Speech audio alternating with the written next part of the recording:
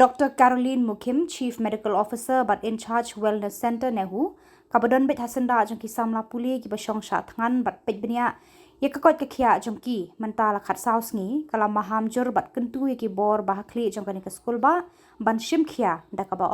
ka Jingim jong ki Samla pule kiba Samla Shah Thngan mynta la taiew, kadon hapdeng ka Jingma kaba khraw. Kalau ong ru na kane ka jinghiar ka koit khiah, kala ban ialam sheki jingja basngausi.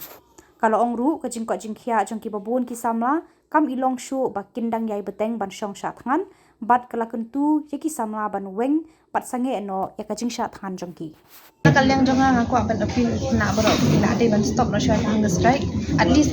kimat yo obor show ada si dak kila kam yo obor kila kan continue biang nada kan kam long favorable kan ka inquiry report dan ada kisngo bakam biang kan ka jinghiar ka jingman kan ka inquiry mo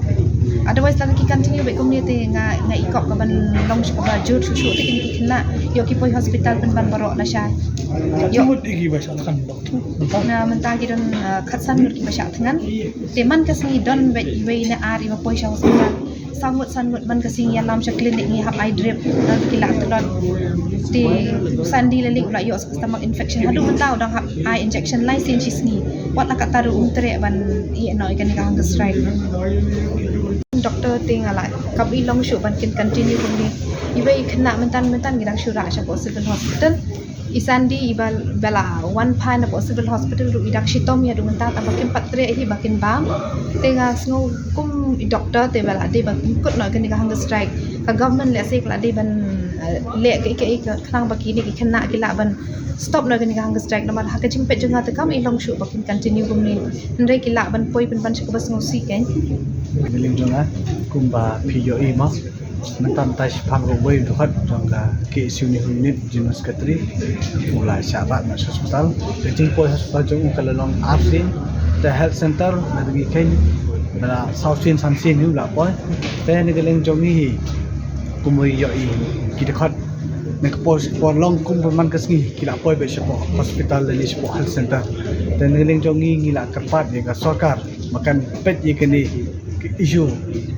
kebalong